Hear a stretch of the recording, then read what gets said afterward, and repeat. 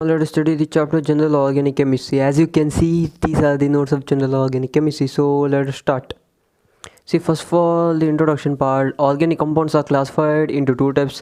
One is acyclic or open chain, and another one is cyclic or closed chain or ring chain compounds. Now, these ring chain compounds are classified into alicyclic and aromatic. Now, they are also classified. Alicyclic is also classified as homocyclic or carbocyclic, and heterocyclic or non-aromatic.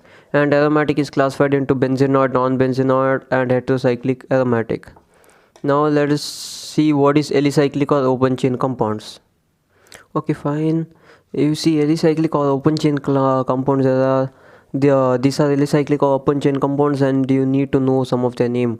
And this CH3 is ethane, and this is acetaldehyde, that is CH3 C double bond OH, and as this is CH3 C double bond OH is acetic acid, and this Y-shaped compound. So this Y-shaped compound, you see this is Y-shaped, it's isobutane.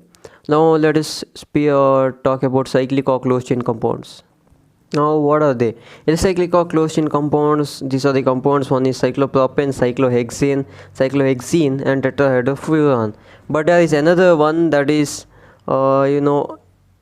tetrahydro not tetrahydro, this is tetrahydrofuran, and this is furan.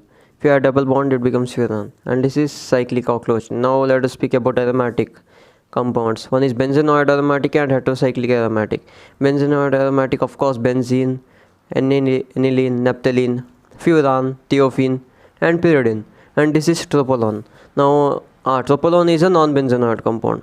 Now the common names of benzene compound. This is methylbenzene or toluene, methoxybenzene or anisole, and this is aminobenzene or aniline, and this is nitrobenzene, and this is bromobenzene.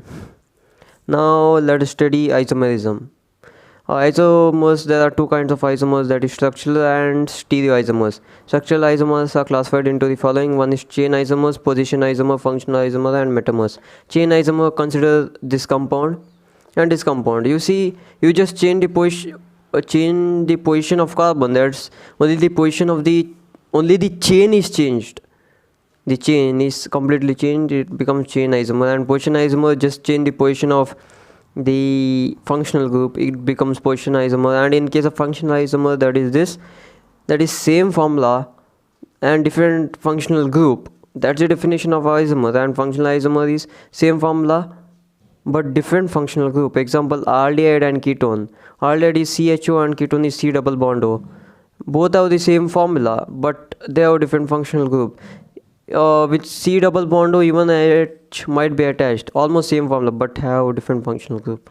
Now metamers are this. See, in both the compounds they are same, only the position of carbon, as you can see over here, only the position of carbon, see, goes over here. This carbon go from this position to this position, it becomes CH3O C4H9. That is metamer. And this one, stereoisomers. You see, what are stereoisomers? See, first of all, it's classified into geometrical isomer and optical isomers. Geometrical isomers, see, it's classified into cis and trans. You see, what is the definition of stereoisomer? Stereoisomer is spatial arrangement. Okay, now geometrical cis and trans isomerism.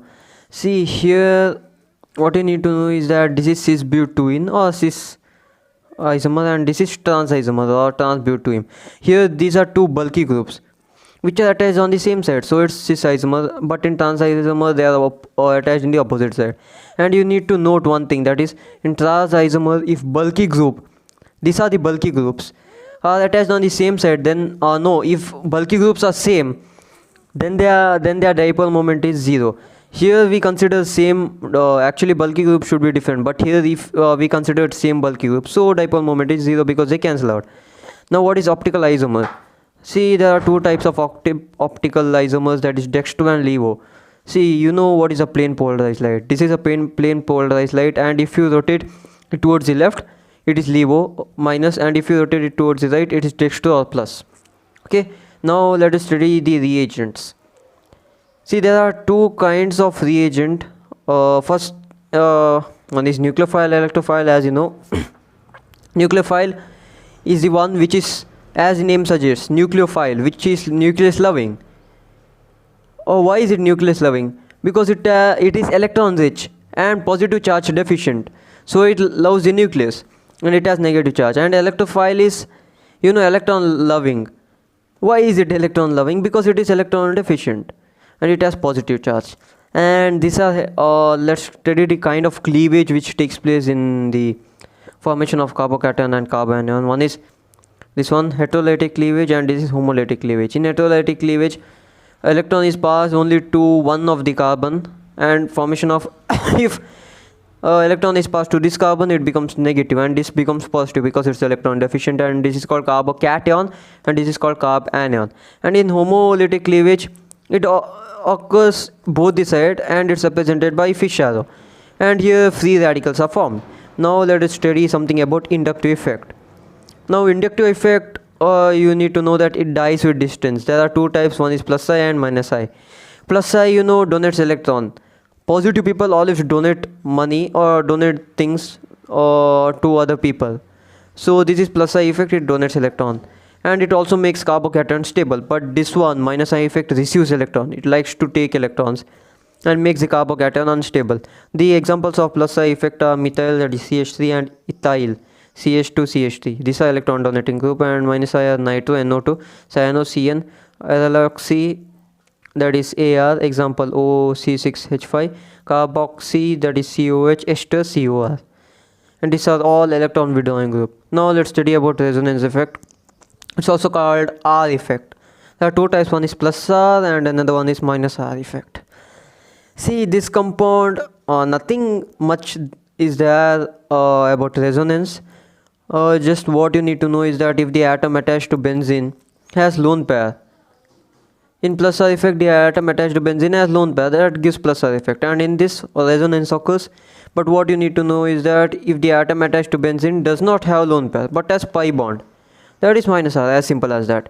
Now let's study the next topic, that is electromagnetic effect, or it's known as E effect. Now you see, consider this atom, and here not atom, molecule, and attacking reagent is H plus, and it attacks this, and what happens is that when electron gets transferred and this becomes positive, H gets attached over here. In plus C effect, if the attacking reagent is positive and where bond is broken, the attacking species gets attached to that, so it's called plus C effect.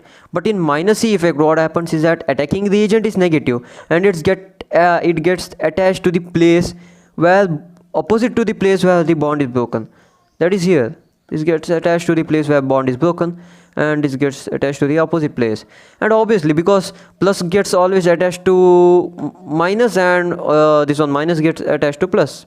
Okay, now let's study the last topic for this chapter, that is hyperconjugation. Hyperconjugation is number of alpha hydrogen, and it's proportional to number of hyperconjugated structure, directly proportional to stability. Now let's see what is stability of carbocation. That tertiary is greater than secondary, is greater than primary, is greater than methyl. And your chapter comes to an end, and I don't think qualitative and quantitative analysis is important, so do it by yourself. Thank you.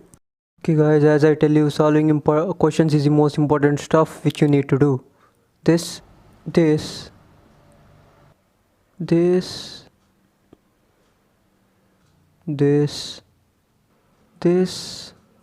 section B, a bit good level questions.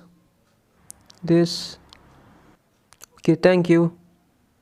These are the answers. Happy learning. Thank you. Okay guys, if you like my video, do hit the bell icon and subscribe button so that you will be notified with all upcoming videos, which is fully free, and enjoy unlimited lectures. Thank you.